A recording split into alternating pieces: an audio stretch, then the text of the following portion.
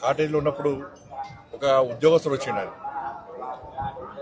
Sir, హిందువుల ఆస్తి, హిందువుల హక్కు తిరుమల తిరుపతి దేవస్థానం. వాళ్ళ మనం కింద నుంచి పైకి స్వామివారిని దర్శించుకోవాలంటే ఇతర మతస్థులు కానీ ఇతర దేశస్తులు కానీ ఒక డిక్లరేషన్ ఇచ్చి పైకి రావాల్సి వస్తుంది. స్వామివారి విశ్వాసం నమ్మకం ఉంది అని చెప్పి ఒక డిక్లరేషన్ ఇచ్చి రావాల్సి వస్తుంది. ఇది గతం నుంచి జరుగుతున్న ఆనవాయితీ. కానీ దురదృష్టవశాత్తు ఏంటంటే ఈ దేవస్థానంలో దాదాపు 1000 మందికి పైగా ఇతర మతస్థులు. స్వామివారి మీద విశ్వాసం నమ్మకం లేదు, హిందూ సనాతన ధర్మం మీద వారికి ఆలోచన లేదు, ఆ సనాతన ధర్మాన్ని కాపాడాలి, సనాతనానికి అనుగుణంగా వివరించాలని చెప్పి ఆలోచన వరకు లేదు.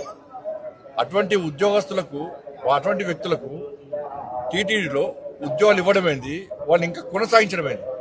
ఎప్పుడో ఒకసారి మార్పు జరగాలి. అరే గతం నుంచి ఉన్నారు వాళ్ళు, మేము ఏం చేయలేమంటే అది చాతకాంతరం అవుతుంది. నేను భానుప్రకాష్ రెడ్డి గారు చెప్తున్నా, పాలక వర్గానికి నేను ఘాటుగా చెప్తున్నాను, ఇటువంటి పద్ధతి మంచిది కాదు. మీరు ఎంత అభివృద్ధి చేసినా, బయట భక్తులకు అన్ని సౌకర్యాలు కల్పించినా కూడా ఇతర మతస్థులు ఈ దేవాలయంలో ఉండడం వలన వాళ్ళ ఆచార వ్యవహారాల విషయంలో చాలా ఇబ్బందులు వస్తున్నాయి. అది బయటికి రాకపోవచ్చు. ఏదో సత్రం కాదు ఇది, అన్ని మతాలకు ఇవ్వడానికి ఏదో సత్రం కాదు. చాలా మంది అర్చకులు కానీ ఈ సనాతన ధర్మం మీద ఆధారపడిన ఉద్యోగాలకి చాలా మంది ఇబ్బంది పడుతున్నారు. కాబట్టి జీతభత్యాలు ఇచ్చుకుంటూ స్వామివారి మీద విశ్వాసం నమ్మకం లేని వ్యక్తులను ఏ విధంగా మీరు ప్రోత్సహిస్తారు? గతం నుంచి వస్తున్నప్పుడు కూడా ఎక్కడో ఒకడ పురుష బిడ్డల వాటికి అరే నాకు ఆశ్చర్యం అనిపిస్తుందండి. ఇతర దేశాలకు దేశం సత్రంగా మారింది, తెలుగు రాష్ట్రాలు సత్రంగా మారింది. వాళ్ళకి ఆధార్ కార్డు ఇస్తాము, పాస్పోర్ట్లు ఇస్తాము, వాళ్ళకు రేషన్ కార్డు ఇస్తాము, వాళ్ళకి డబుల్ బెడ్రూమ్లు ఇస్తాము, వాళ్ళకి పెన్షన్ ఇస్తాము. ఇతర మతస్థులకు టీటీడీలో ఉద్యోగాలు ఇస్తాము.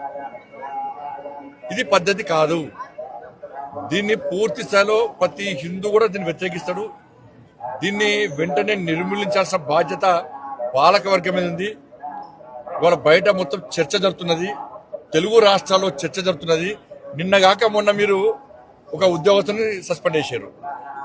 అంటే బయటకు వస్తేనే మీరు సస్పెండ్ చేస్తారు తప్ప దీని మీద ఒక విచారణ జరిపి ఎవరెవరు ఉన్నారు, ఎవరెవరు ఈ సనాతన ధర్మానికి వ్యతిరేకంగా, టీటీడీ నిబంధనలకు వ్యతిరేకంగా వ్యవహరిస్తున్నారో ఎందుకు మీరు ఎంక్వైరీ చేస్తున్నారు? ఎందుకు నిర్మించలేకపోతున్నారు? ఇది ఓట్ బ్యాంక్ పాలిటిక్స్ కాదు.